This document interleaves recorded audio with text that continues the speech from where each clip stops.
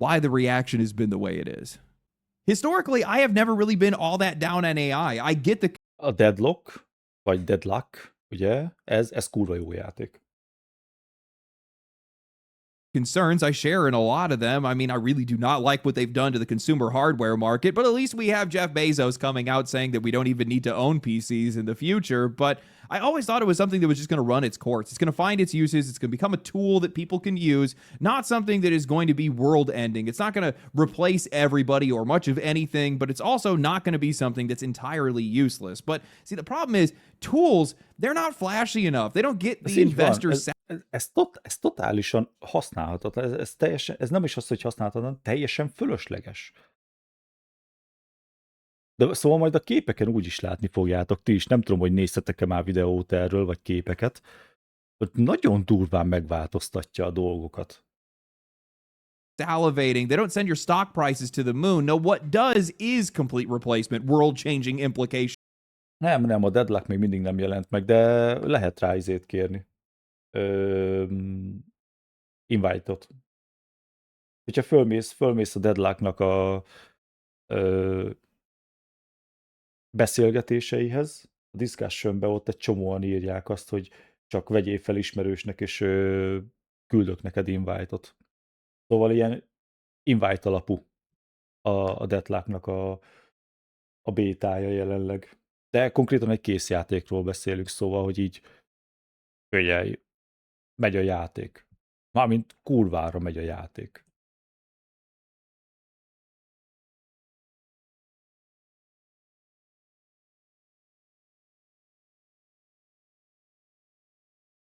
Érted? Mármint napi szinten 100 000 ember játszik vele. Szóval, ja, hogyha úgy van, csak nézz fel, és tudsz rá invet kapni. Minden probléma nélkül.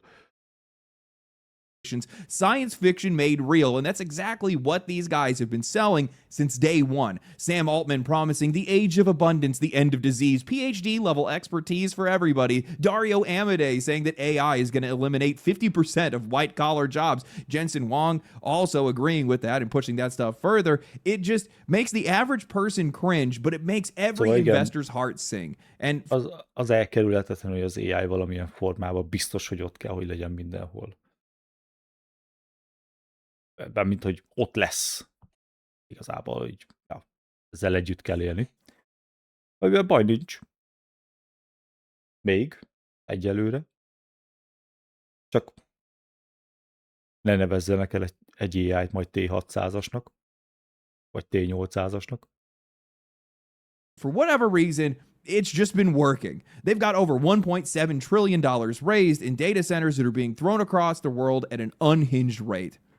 But lately, we've come across a problem. See, it's been 4 years since ChatGPT launched, and, well, none of what these guys have promised has actually happened, not even close. AI has definitely improved. Sure, it has its uses, but the commercial ceiling for this technology is way lower than a lot of these guys would like to admit. There are only so many industries that can absorb this industry at scale, and for your average person, I mean, ChatGPT is great if you're writing a college essay, though they got a lot of tools to be able to detect. Az mekkora volt, bazd meg. Amikor lebuktak bazd meg az egyetemisták, hogy a ChatGPT-vel iratták meg az eszéjüket. És azt adták oda a professzornak, bazd meg. És a professzornak ugye volt annyi ismerete, hogy levágta. Hogy valamit nem oké. Ahogyan ugye beszélt, ahogyan leírta a ChatGPT a dolgokat. For that, and well, generative video and images have definitely come a long way, but most people are just using that for memes.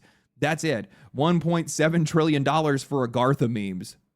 Just to keep it straight with you guys, I genuinely have no idea what these guys actually expected. This is some of the worst marketing and worst business management I think that I have ever seen. They have investor support, sure, but they've almost entirely unified the public against them, the actual people that they need to be able to sell this stuff to. Data centers are swallowing land and resources, driving up utilities, pushing people out of their homes. They've spent years now marketing AI as something that is going to replace the average person's value to society, and now they're surprised that nobody's buying their merch. Like, guys, what were you thinking? Of course people hate it.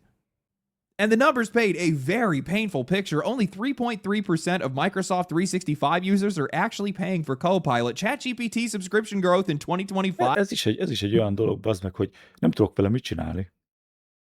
Itt van PC-n, itt van Windowsba, bele van frissítve, szedi a teljesítményt, függetlenül attól egyébként, hogy nem használom, és nem vagyok rá előfizető, attól függetlenül még itt van, és fut a háttérbe, és kész, és nem tudsz vele mit csinálni. Kurva nagy fasság, tök fölösleges.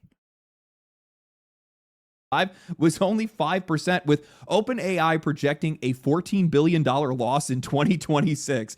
Others are also showing similar signs. Now, investors are panicking, and also you have the CEOs that are panicking right along with them. And two things started to happen. First, these guys come out and they go on the defense, trying to tell everybody to stop calling their products AI slop, even though that's all the average person is going to see on social media, because that's mostly what it's being used for. And second, and this is the one that matters, especially for this conversation, they started forcing it into everything they could get their hands on just to juice their numbers and hopefully hide the hemorrhage from their investors. Microsoft has already been running this play, Copilot into Office 365, into Windows Desktop, and now reportedly into the Xbox dashboard. But these guys aren't the only ones that are trying to force it into gaming. NVIDIA just announced DLSS5 dropping later this year, calling it an AI-powered breakthrough in visual fidelity for all games, promising it will infuse pixels and photorealistic lighting and materials and bridge the gap between rendering and reality. Ezt mondom, ez a probléma. Szóval azért ez durva. És amit nem értek, és ugye ez ilyen, tudod, ilyen mind-blowing, az Nvidia-nak az lenne a dolga, hogy hardware-t fejlesszen. Nem pedig az, hogy modolja a játékot neked AI-jal.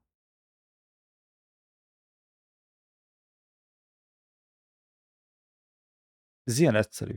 Szóval az Nvidia-nak az a dolga, hogy hardware-t adjon, hogy te tudjad futtatni a játékokat. Nem pedig az, hogy grafikai irányelveket mutasson, és artstyle-t változtasson meg.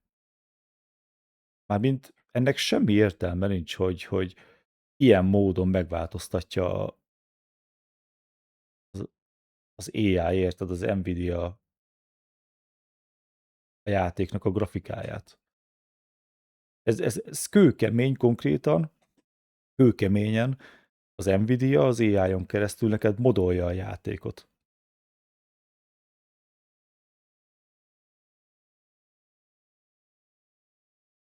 És ez nekem kurvára nem tetszik, elmondom már, mint hogy érted, ha most az az ember, aki érted, azt tudja hány száz órát dolgozott azon, hogy Grace így nézzen ki, akkor én az meg ezzel akarok játszani, nem pedig ezzel, amit egy AI fogta, aztán érted, két különböző személyről beszélünk. Sminket rakott rá, érted, pufibb lett az arca, más lett az ajka, ez egy teljesen másik személy konkrétan.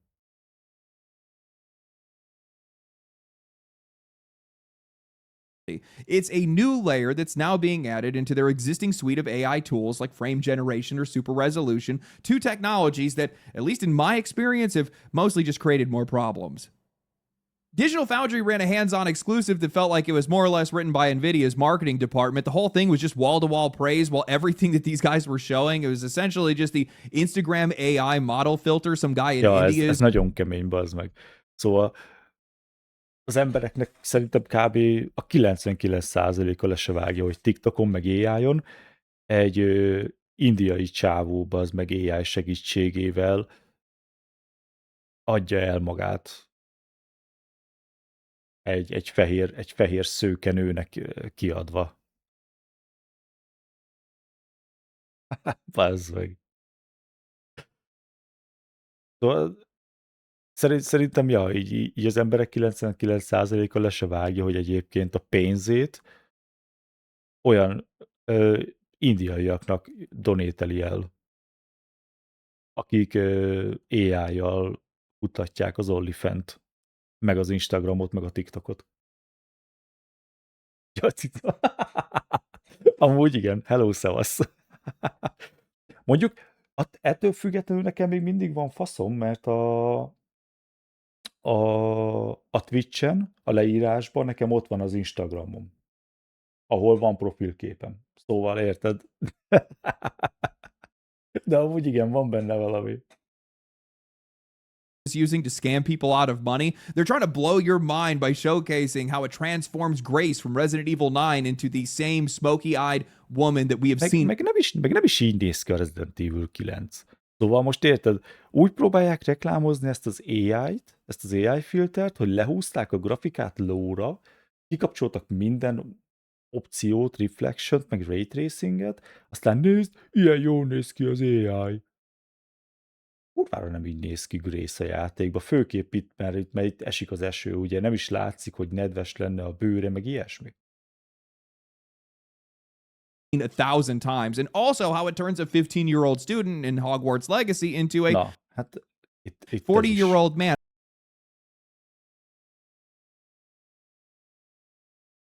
And I do not know why these guys thought this looked good. Szóval ez durva.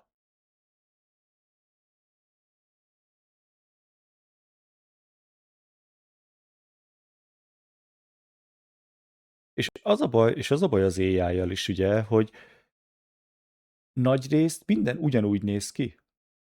Mert ugye vannak sémák, amik be vannak állítva, hogy mi az, amit az emberek preferálnak, hogy lássanak. És az AI az alapján változtatja meg ezeket a dolgokat. Szóval a nap végén ugye lényegében ezek a karakterek majdnem ugyanúgy fognak kinézni.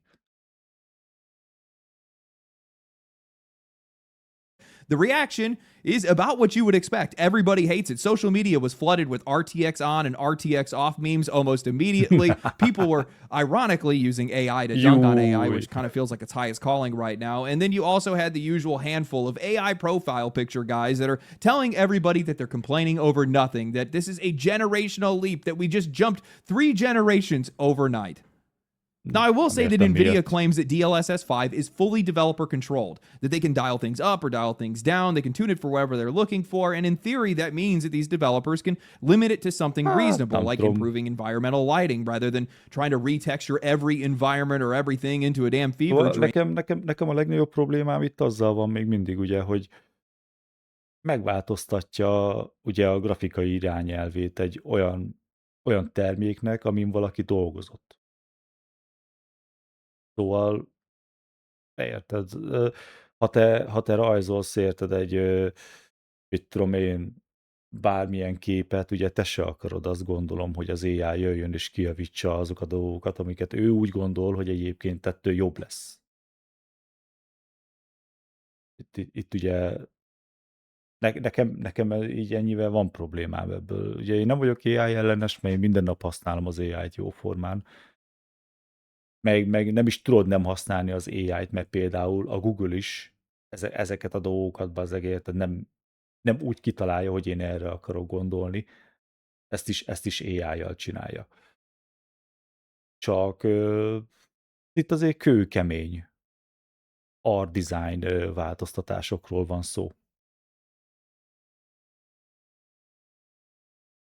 And a lot of people that are defending DLSS5 have brought that up, and I don't think that these guys are necessarily wrong. I just think that they're a little bit short-sighted. I've seen a lot of people that have been pointing out how hypocritical this backlash is because, yes, people freaked out over things like frame gen and AI upscaling too, and those things got normalized, but that's exactly the problem for me.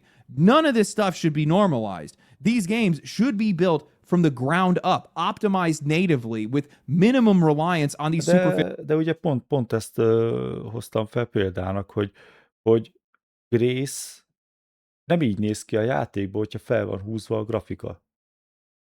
Szóval úgy példálóznak az AI-jal itt, hogy konkrétan furra le van húzva a grafika, itt ilyen low beállítások vannak itt. Itt tényleg ez a karaktermodell, ez úgy néz ki, mint valami PS1-es vagy PS2-es játék.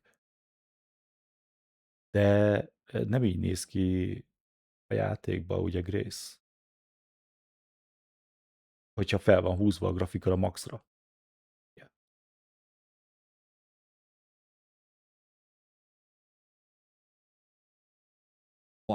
These games should be built from the ground up, optimized natively with minimum reliance on these superficial fixes. That's how you get games that Meg igen, meg ez is egy olyan dolog, hogy ezt a DLSS5-öt, ezt nagy valószínűleg az Unreal Engine 5 fogja, vagy az Unreal Engine-nek a következő generációi fogják a legjobban használni.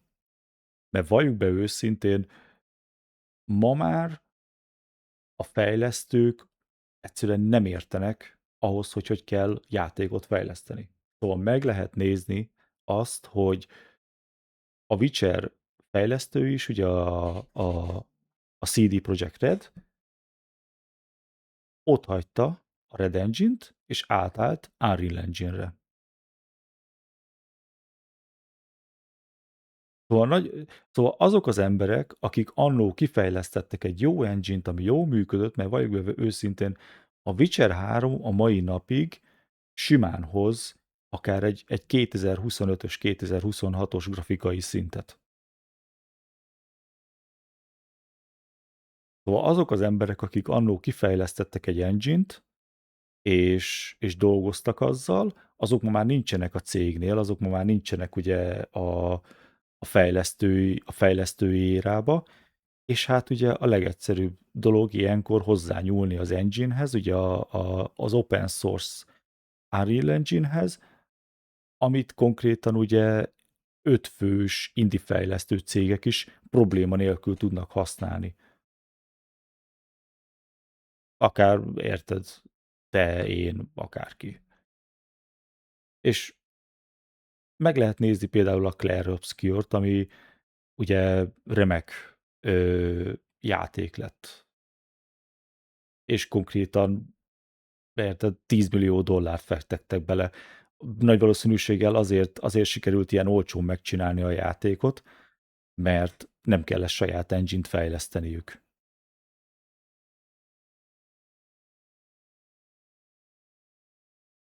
Szóval igen, az Nvidia így megpróbál kiperkelni fejlesztői és hardwarebeli problémákat azáltal, hogy az AI majd úgy is kijavítja. Az AI majd úgy is optimalizálja, szóval meg lehet nézni például a játékok egyre rosszabb teljesítménnyel jönnek ki, egyre rosszabb minőségbe jönnek ki. Meg lehet, például ott a Monster Hunter Wilde, ami brutál rosszul fut. Egyrészt azért, mert van benne 2 DRM, ugye van benne Denuvo, meg a Capcomnak a saját Pirate kalózvédelme. Másrészt meg ugye, mert kőkeményen arra épít a játék, hogy majd az emberek úgyis 50-90 Ti-on fogják futtatni, ahol semmi probléma nincs érdekes módon. Ugye? És ugye, ja, hát ilyenkor jön be az Nvidia, meg az AMD, az FSR-ról, ugye, meg a DLSS-sel, hogy használják FrameGen-t, meg használj AI-t.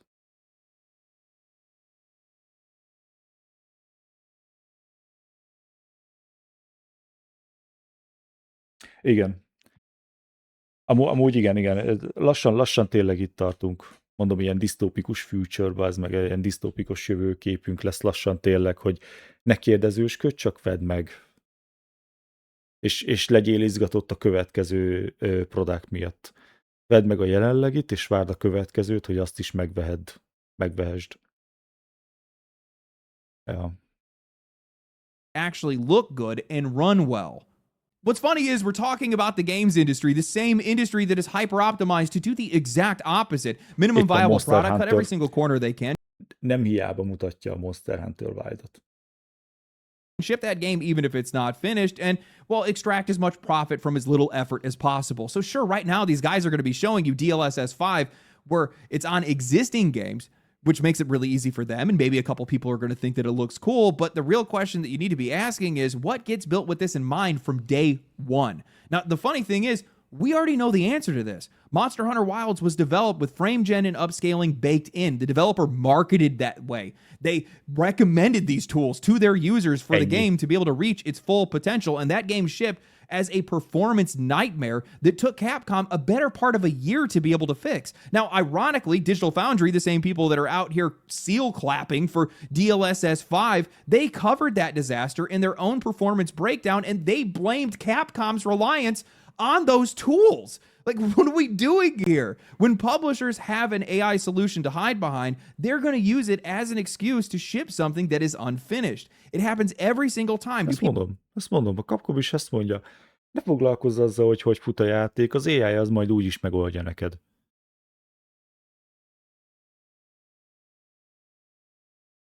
People not have pattern recognition, no wonder anybody can't finish a damn video game anymore. And by the way, the whole people complained and then accepted it argument when it came to some of the other features doesn't even make sense here. Upscaling and frame gen, when they're working, are invisible. DLSS5 is visible by design.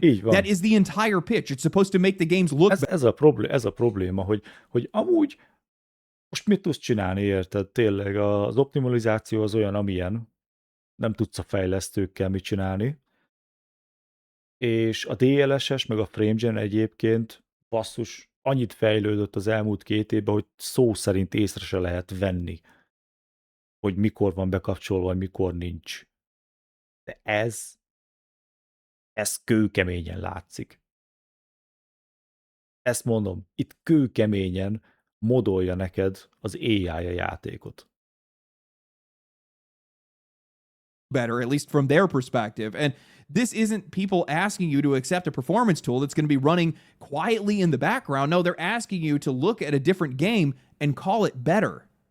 This stuff just looks terrible to me, and I just don't want to have anything to do with it. I will say that I did tilt my head in tepid favor to the Starfield changes because, well, that game just looks atrocious to me. I call it Sharkfield for a reason, but this is... De most ez is olyan, érted, hogy olyan játékokra, mint a Starfield, az meg hát nem a Creative Engine-t kéne használni a Todd Howardnak. És ilyen egyszerű. Például ott az Oblivion remake. Bazd meg, az úgy néz ki, hogy beszarsz. Nagyon durván néz ki. És az is ilyen félig, hogy konkrétan tényleg csak a grafikai engine-t használ, hogy a grafikai változtatásokra használták az Unreal Engine-t, de egyébként még mindig ugye Creative Engine fut. This is all something else. És hát azért itt elég kemény a változás.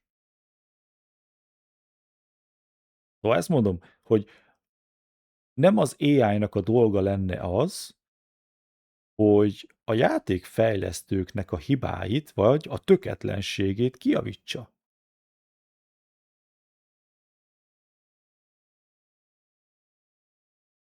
Szóval itt ez elég kemény.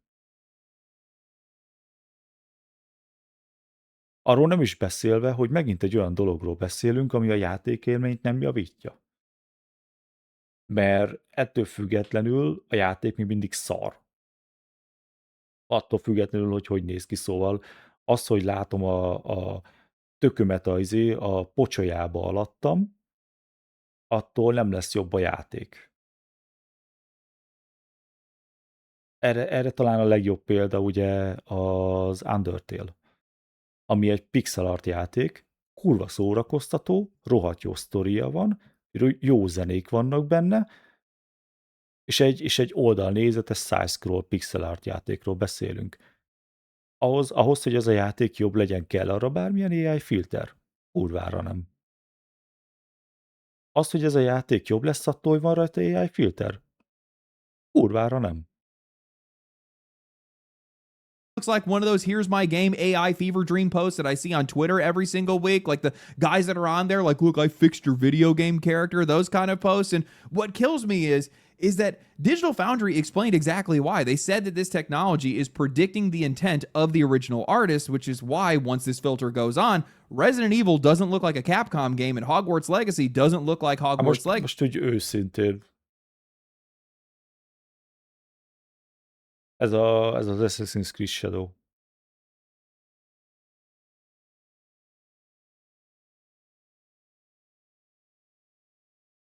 Goes on, Resident Evil doesn't look like a Semmi. Capcom game, and Hogwarts Legacy doesn't look like Hogwarts Legacy. These games Szóval most ennek mi értelme? Nem értem, hogy miért kéne ez. És az a durva, hogy ez is csak egy újabb indok lesz arra, hogy még drágább legyen a hardware. Szóval nekem egy 5070 van, egy 5070 Ti, ami még az a oké kategória árba, de egy 5090 Ti ember, $3000, normálisak ezek? És ha kijön a DLSS5, és ugye lesz konkrét videókártyák, konkrét hardverek, amik DLSS5-re vannak optimalizálva, ember, azok aztán tényleg kőkemény áruk lesz. just look like each other. Now, the other thing that I think is really important to keep in mind is that NVIDIA only achieved this marvel of technology by running it through two 5090s, two of them. Now, they said that they plan on getting this working on a single GPU this fall, but given the state of optimization in the games industry these days, the idea of my GPU running a predictive AI. Szóval 2 darab 5090 Ti kell ahhoz, hogy ezt az AI PIS filtert ezt rárakja a játékokra. A kérdés az, hogy ezt valóban képesek lesznek úgy optimalizálni, hogy futhasson egyetlen egy videókártyán, de akkor ez kurva sok teljesítménybe fog kerülni. Szóval ez egy olyan feature, ami ledegradálja a teljesítményét a hardware-nek ismét. Egy olyan dolog miatt, amit senki nem kért. What the fuck? On top of frame gen or whatever else they want to have running, I just do not see that ending well. It's going to need more power, which means it's going to need more expensive hardware that is scarce already to begin with, which means the gap between what you have and what you need is going to get a lot wider. Now, run that same logic through the next generation of consoles made by companies that are similarly high on their own supply of AI, and watch the price of everything skyrocket. I have genuinely been losing my mind over this because for whatever reason, there are people that are out there that just cannot see the future implications of something like this. They do not see the road that this leads down, and it's not a pretty one. People have convinced themselves that this is the next generation of photorealistic graphics and high fidelity video games. Arról nem is beszélve, hogy ez is egy olyan dolog, mondom, ismétlem, itt a fejlesztőknek a töketlenségéről van szó, meg a tapasztalatlanságáról. Szóval nem olyan embereket kéne felbérelni, akik Unreal Engine 5-re jártak egyetemet, hogy Unreal Engine 5-ből diplomáztak, hanem olyan embereket, akiknek van is elképzelésük arról, hogy mit akarnak megcsinálni. Mert például ott van Kojima, aki ugye a Decima Engine-t használja, és azzal például kurvára nincsen probléma teljesítménybe. Eszméletlen. Szóval most ugye játszok a Death Stranding 2-vel, eszméletlenül néz ki a játék, komolyan olyan fotorealisztikus egyszer-kétszer, hogy azt mondom, mi a fasz, érted? És ki van maxolva minden, 2K-ba játszok vele, ray tracing-gel, minden fiszen faszom ultra, probléma nélkül hozza a 100 plusz FPS-t. És ez ugye az optimalizálásnak és az engine-nek köszönhető. Szóval valljuk be mert ugye aki játszott a Black Myth Wukonggal, meg játszott például ugye az Oblivion remake-kel, az Unreal Engine 5 az kurva szarul van optimalizálva. Lehet, hogy jól néz ki egy-két helyen, meg a Senua Sacrifice. Az is, a Senua Sacrifice, a Senua 2 is Unreal Engine 5-ön fut. Szóval tény is való, hogy itt-ott jól néz ki az Unreal Engine, de kurva szarul van optimalizálva. És kurvára megeszi a gépet, főképp a videókártyát. Szóval itt kurvára számít az igen, hogy milyen engine-t használsz, és hogy ki a fejlesztő. Games, we don't need that. Nobody's asking for that. And if they are, they're stupid. I'm just going to say it. If you're asking for that, you're stupid. Csak because idióták. games already run like shit. I think that most games look great to begin with, and most games aren't even fun.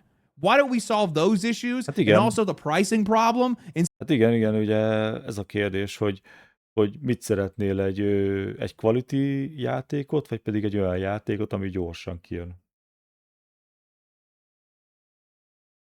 Meg hiába jönnek ki futószalagon ezek a fos játékok, ha senki nem veszi meg őket.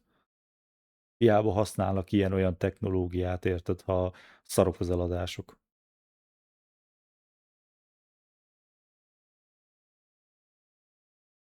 Instead of whether or not I can see my reflection of video game characters' ass or not. What are you doing? What are you doing?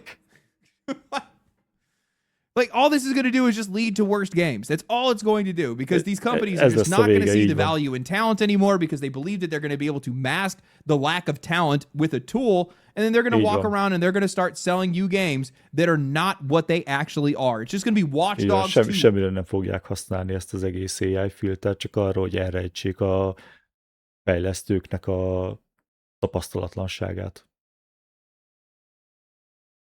Over and over and over again. People are going to get... Szóval az AI-tól én azt várom, hogy végre legyenek olyan játékok benne, vagy végre legyenek olyan játékok, amikben az AI például neked érted, hogy tudsz beszélgetni, hogy tudsz kérdezni NPC-któl. Szóval azt simán el tudom képzelni, hogyha az AI-t arra használnák, hogy mit tudom én, ilyen mellék NPC-ket nem szinkronizálnak le, hanem van nekik egy adatbázis, amin keresztül ők tudják, hogy éppen mi a dolguk, miről kell tudniuk, hova kell téged elvezetni, hogyha kérdezel tőle valamit, vagy csak úgy szimplán érted, megkérdezed, hogy mi a helyzet ebbe a világba, azt simán adnám. Mint például ugye a Mantella mod a Skyrimba. Az kurva jó. Ugye, hogy simán le tudsz állni az NPC-kkel beszélgetni, és meg tudod kérdezni, hogy merre van ez a dungeon, ki ennek a kastélynak az ura, stb. Stb. Egy tök jó pofa dolog. Hogyha erre használnák az AI-t, én azt mondom, oké. Legyen. Érted? De ez kurva fölösleges lesz, és fasság. Get fleeced. Now, the art direction part of this conversation, it does bother me. I do appreciate these games for the art that they are, especially the games that I actually like. But így van. I don't think that a lot of people that aren't like really into games, they just don't understand how much it actually impacts their entire experience. Like the Demon's Souls remake, while functionally, mechanically, I thought it was fine and I enjoyed it, there was something about the game's atmosphere, the decay and the így van, a Demon's Souls remake is egyébként tényleg grafikailag valami eszméletlen durván nézett ki, hogy mit csináltak vele. Hülye vagy. De az tény és való, ebbe ez teljesen igaz, ugye, hogy az atmoszféra és a sötétség, tudod, az a sötét hangulat, az egy kicsit elveszett belőle. És ugye ugyanezt csinálja az AI is, most ugye ezekkel a filterekkel. Nem is értem, hogy van ennek hogy ennek mi a legális oldala, hogy ilyen szintű változtatásokat képes megcsinálni az Nvidia egy játékkal. Érted? Itt konkrétan szó szerint az art designert azt így azt így lecseréli. Az art designernek a munkáját. Hol van?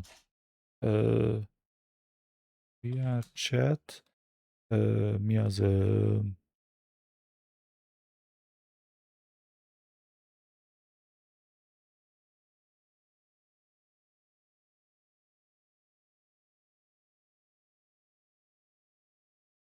hogy kéne no modell. Ö,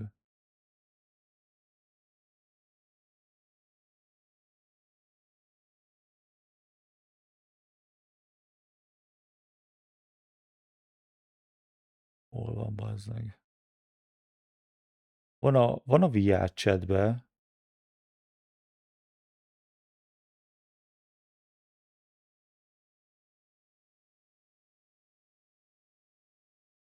van a VR chatbe egy olyan egy ilyen teljesen alap, üres modell,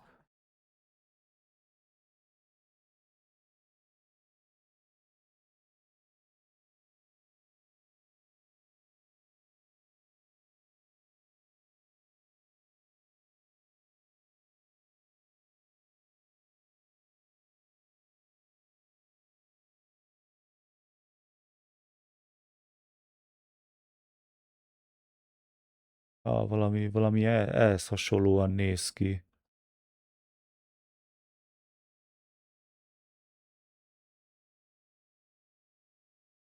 Ö, hogy hamarosan majd ilyenek lesznek a modellek a játékokba, mert majd az AI az úgy is ki fogja javítani. Majd úgy is lesznek ilyen paraméterek, tudod, hogy hogy nézzen ki a modell, ilyen adatbázis, és akkor az AI majd abból kiolvassa, és akkor majd így fognak kinézni a játékokban a modellek. Lassan ez lesz a vége.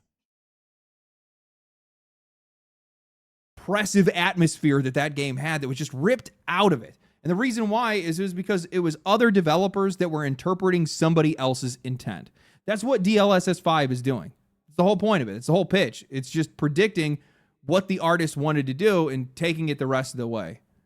It's not their work. It's not the same thing. Így van. And this is art's important, man. It's why games like Hades don't look anything like God of War. It's why a game like Hollow Knight feels the way that it does while also looking the way that it does. And you know, those imperfections, the stylistic choices these games make, that's the secret sauce, man. That's what really gets people locked into a lot of these games. And you know, when you have something that is essentially just pattern matching its way towards photorealism. Ez a különbség, érted, a gyorsfagyasztott pizza, meg a kézzel készített pizza között. Nem? Nem egy futószalagos, gyorsfagyasztott pizza az, ami a legjobban ízlik, hanem ugye a kézzel készített. Vagy ott vannak azok az előre csomagolt műanyag dobozos burgerek, amiket csak beraksz a mikróba. Ez a különbsége, érted, a dobozos burger, meg a normális kézzel készített burger között. Mind a kettőnek ugyanaz a célja, hogy jól lakasson, mégis más. All you're going to do is just get the same looking games over and over again because it's a machine and that's what it does. You're giving it a problem to solve. It's going to solve that problem. Yeah. Which honestly, the games industry has had no problem with because they've already been doing that without AI's help. We've already seen that happening with Unreal Engine 5, doing that in the background with all these people moving over to that engine. But now in this case, DLSS5 is just a rocket strapped to that problem. It's the acceleration of the samification of video games. And I think that is a problem that is well worth being worried about, especially if people aren't pushing back. I'm just going to say it. I think that photorealism is the leading cause of death to the enjoyment of video games. I do not think that video games need to look any better than they do right now. If they didn't change it all and they just ran better, I would be a happy boy. But I think that this all started way back with older video games. As developers got more experienced, as hardware got more capable, game to game, system to system, the jumps were just insane. Ebbe is igaza van, hogy akárhogy is tényes vagy, hogy a Red Dead 2 egy jó játék. Na de, az elejétől a végéig egy jó játék? Szóval én úgy vagyok a Red Dead 2-vel, hogy egy jó játékról beszélünk, de a játékidő mondjuk úgy 70%-a az konkrétan egy film, egy átvezető. Mint például ez itt, ez a rész. És kb. 30%-a a teljes játékidőnek az, ami konkrétan szórakoztató. Szóval egy jó játékról beszélünk, de nem feltétlenül egy szórakoztató játékról beszélünk. Ettől függetlenül még ugyanúgy várja az ember a GTA 6-ot, ugye? De nagy valószínűséggel annak is ugyanez lesz a vége. Ugyanígy fog, ugye, egyfajta interaktív film lesz, amiben valószínűleg csak 40-30% lesz konkrét játék. For the graphics. And out of those jumps came this obsession. Now, I'm partially going to blame the audience here, myself included, because when I was younger, the more real a game looked, the more excited I got. But I know that I wasn't alone. There was an entire generation that became graphic obsessed, and the industry chased it. For the better part of a decade, every single game was just trying to up the ante until two games, we're going to call them the original sins, Red Dead Redemption 2 and The Last of Us. And The Last Both of these Us, games így were, van. and honestly still are, absolutely stunning. The lighting, the shading, the environmental design, the cutscenes, their quality took the world by storm. And I think that's where we largely peaked as a society, or at least with fidelity. But where the industry had no chance at all of ever replicating Red Dead Redemption 2, they picked the low-hanging fruit and they followed The Last of Us instead. And what followed was the slow death of enjoyable video games and the rise of these wannabe interactive movies with high fidelity and no fun. The problem is, this was never really about quality or artistry, or honestly, even about video games for that matter. Making a better game was a way too difficult concept for these guys to wrap their heads around, so they defaulted essentially to interactive movies. It was all about optimization for profitability. Insane fidelity became the easiest thing for these guys to sell to players, to investors, and these companies just standardized themselves around it. Copy and pasted pipelines of factory made products, everyone just chasing the same thing. And at the highest level, the industry just started to look like these guys were all making the same game. And in many cases, they quite literally are. This is the same reason that nearly every developer under the sun has now migrated to Unreal Engine. Például itt a Deadlock. Nem egy grafikai mestermű, viszont az art design és a játékmenet, vagy egy kurva szórakoztató játékká varázsolja. Szóval, érted? Vagy ott az Elden Ring. Az is grafikailag egyébként egy mocsok játék. Ha megnézed közelről a textúrákat, ez konkrétan fos. De az art design és a játékmenet csillagos ötös.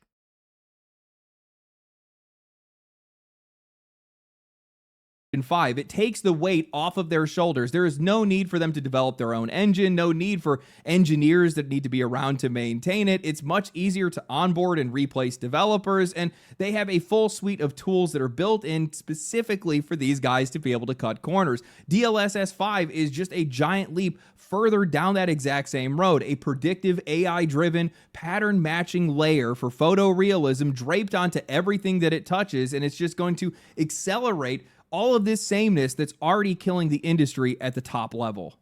Yeah. I was talking with a friend of mine about DLSS5, and they just kept going on about how necessary this technology was, how this is the only way to reach the next level of fidelity. And I came into the realization of why? Why do we need this? What does it actually matter? Even if it does make games look more photorealistic, how does that make them more fun or interesting? How is it going to help them stand out against other people when they're all using it at the exact same time? How is it going to help these games sell? Because photorealistic games aren't even the ones that are leading the industry right now.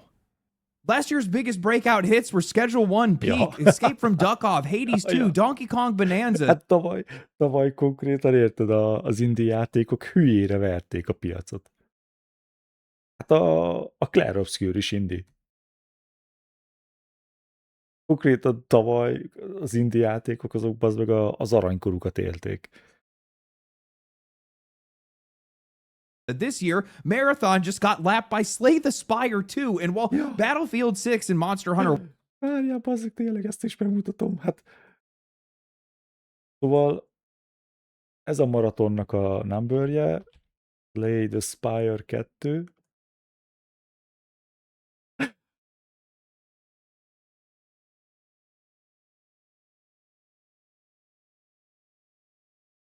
Atya ég! Szóval ebbe a pillanatba mennyivel?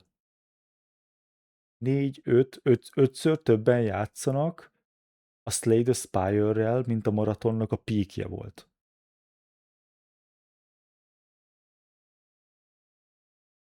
És a Slay the Spire ugye az egy kártyajáték, egy roguelike kártyajáték. És atya ég, gondolj bele, ez minden nap eléri az 500, 400, majdnem az 500 000-es píket. Eszméletlen ember.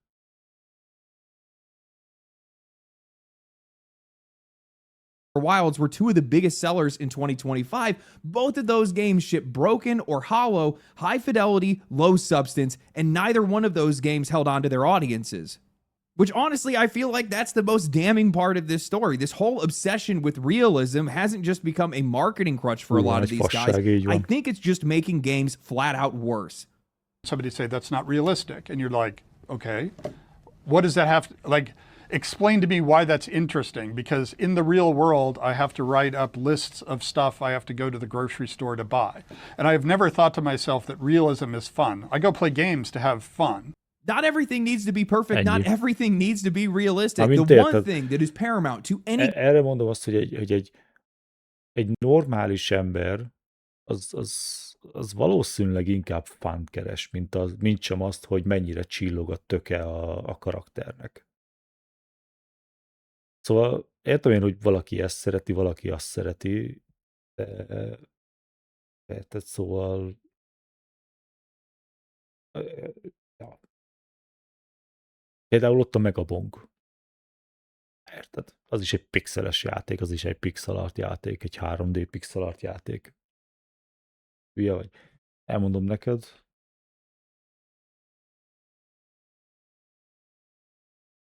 Még a Megabonk is több píket produkált, mint a maraton.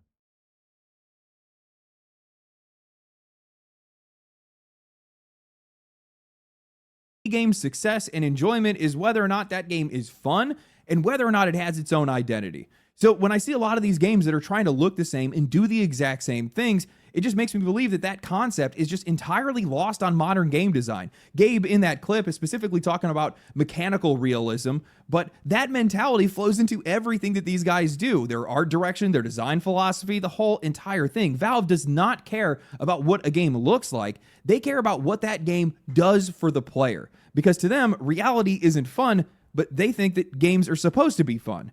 Now, this isn't to say that photorealism or photorealistic games can't be good. Kingdom Come Deliverance 2 is one of my favorite games of all time. That game is absolutely stunning, but there was intent behind that. They weren't chasing realism for the sake of a screenshot. These guys wanted to recreate a world, a time period, a history in a way that felt authentic, because that's what these guys wanted. And that realism never came at the cost of the mechanics or the writing or the game's experience. That game was built with a very specific reason and decision for everything that they did. And notice how different that... Amúgy igen, ez is egy másik indok, ugye, de ez is... Szóval Star Wars.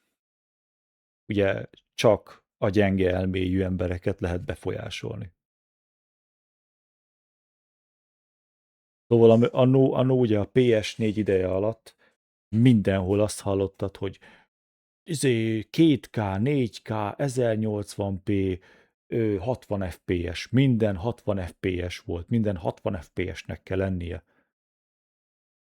És az emberek elkezdték azt nézni, szóval volt konkrét van néha konkrét beszélgetésem ugye emberekkel DC-n, olyan emberekkel, akik szó szerint azért vesztek meg bizonyos játékokat, hogy mennyire jó FPS-eket produkál. Hogy az a játék azért szar, mert annak nem jó az FPS-e. Szó szerint megpróbálja szemben számolni az FPS-eket. És igen, vannak ilyen emberek. Ezt jó írtad. Hogy az FPS így, meg úgy, meg amúgy. Ismétlem, az Undertale az egy kurva szórakoztató játék. És le se fosod azt, hogy mennyi FPS-sel fut, meg hogy mennyi, meg hogy néz ki. De amúgy a Kingdom Come Deliverance is, ez nem izét használ, ugye? Kingdom Come Deliverance 2. Ez még mindig, igen, ez még mindig CryEngine-t használ. Szóval most meg lehet nézni, ö, vannak ilyen jelek, hogy azok a játékok, amik saját engine-t használnak, CryEngine, Re-engine, Decima, a Pearl Abyssnek a Crimson Desert az milyen engine-t használ? Azt itt nem írják le. De az se izét használ, az is saját fejlesztésű engine-t használ. Szóval a saját fejlesztésű engine-nel készült játékok például mind-mind kurva jól néznek ki, és kurva jó teljesítményt produkálnak, kurva jó fidelity-t, mint például a Red Dead 2, mindenféle RTX nélkül, azért, hogy mivel ezek multiplatform címek, és hogy minden platformon, függetlenül attól, hogy milyen videókártyád van, és mit támogat, ugye legyen egy jó, megfelelő élményed. Ezért mondom, hogy itt a probléma az olyanokkal van, akik tehetségtelenek és tapasztalatlanok a játékiparba és a fejlesztésbe. És ezért nincs szükség az AI-nak a filterére, a DLSS 5-be. És ez az, amit megpróbálnak majd kijavítani a DLSS 5-tel, és ezzel az AI filterrel. Looks in practice. That game runs beautifully. It feels great regardless of hardware. It was insanely fun to play because the realism was the foundation from day one instead of something that was plastered on at the end. That's the difference that DLSS5 can never close. Now, I'm not going to sit here and try to wave the flag of creative vision for game artists or try to talk about how nvidia is an affront to all of game design, because honestly, it was Capcom that used these tools and approved them and put them in NVIDIA's marketing. It was Bethesda that made a video that was all excited about implementing DLSS5 into Starfield and into future games. It was Ubisoft coming out and saying, okay, actually, that one's pretty predictable, so just forget I mentioned that. But the people that are defending DLSS5 are not wrong that this is the studio's call. But it's also definitely not the artist. And in AAA, I think that's just what we're signing up for. This is AAA development at this. Meg hát vannak bizonyos játékok, amiket konkrétan azért szeretünk, ahogyan meg van csinálva, ahogyan az art design, ugye, a művészeti irányelve. Vannak, hát ezt mondom, mint az Undertale. Az is úgy jó, ahogy van. Semmi szükség nincs arra, hogy jöjjön az AI és kijavítsa azt, vagy hogy improve-olja, hogy feljavítsa, vagy ilyesmi. Egy játék azért néz ki úgy, ahogy kinéz, mert a művész, az art designer, az meg olyanra csinálta meg, a modell kreátor. This point. And that's both for the players and also for the developers. What the artists want and what executive management want are two entirely different things. And also, what it seems the industry still hasn't figured out yet is that, well, what we want and what they want are also two entirely different things as well. Now, the one big concern that I have with DLSS5, and I really haven't seen anybody bring this stuff up yet, let's just say that this technology really is that good and it's just that transformative. Games built around DLSS5 are going to look so dramatically different with it on versus off that they're barely even going to be recognizable as the same game. What was shown was not a minor visual toggle, it was two different products, which means that whatever is going to get shown in trailers, in marketing, and review coverage, well, that is going to be the DLSS5 version. That's the best case scenario. That's what these guys are going to try to put their best foot forward with.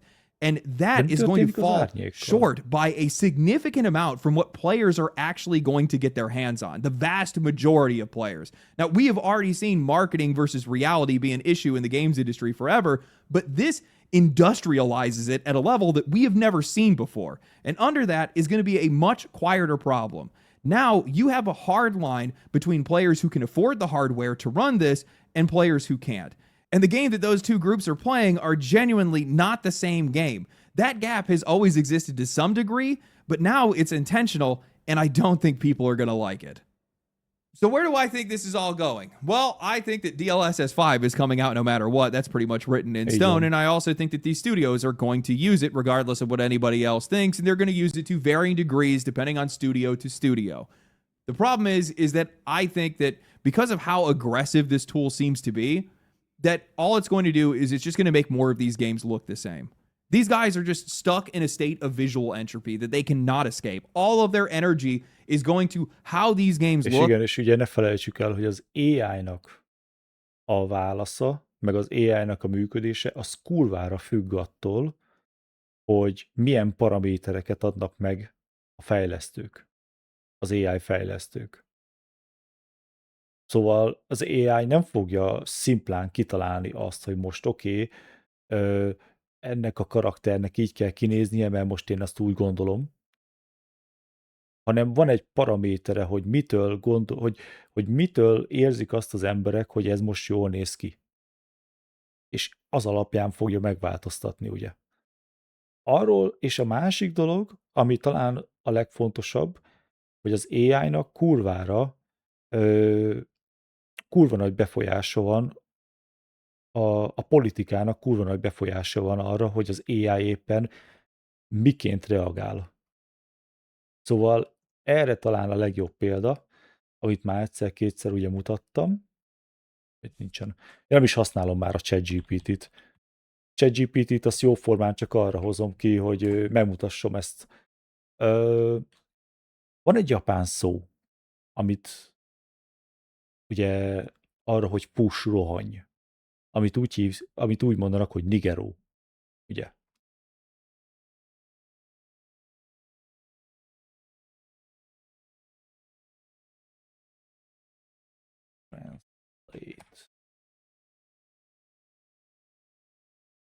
Ugye? Escape, run away, avoid, ugye, hogy menekülj. Na most ugye a ChatGPT, amióta megjelent az Assassin's Creed Shadow, és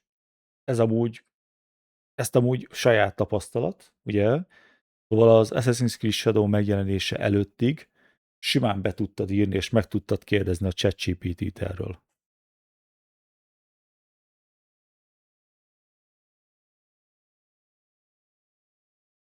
Ennyi.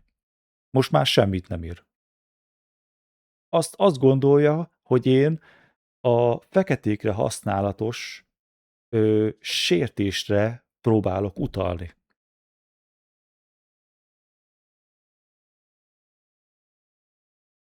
Szóval honnan tudjuk mi azt, hogy az Nvidia-nak az AI filtere nem fog ehhez hasonlóan valami változtatást végrehajtani egy bizonyos karakteren, függően attól, hogy mit tart sértőnek, hogy mik a paraméterek, amik sértőnek vannak beállítva.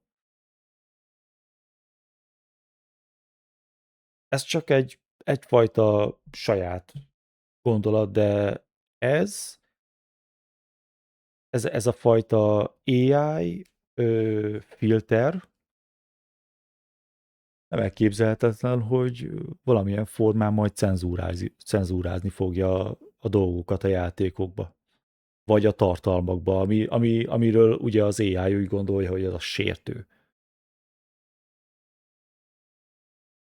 Meg hát arról nem is beszél, hogy full hülye. Ugye az AI. Szóval ez csak egy ilyen kis saját tapasztalat. Rather than how these games play or perform or pretty much anything else. And because all of these guys are essentially chasing the exact same goal, all it's leading to is them just making the same games over and over again. They look the same, they sound the same, they smell the same. I guess you really can't smell them, but they play the same. You know, outside of price, this is one of the main reasons why these guys have been losing so much market share to indie games. Like, I know that, yes, Battlefield 6 sold 20 million copies, which is great volume, and they might beat an indie game volume to volume, but the indie games have way better margins on cost. They're collecting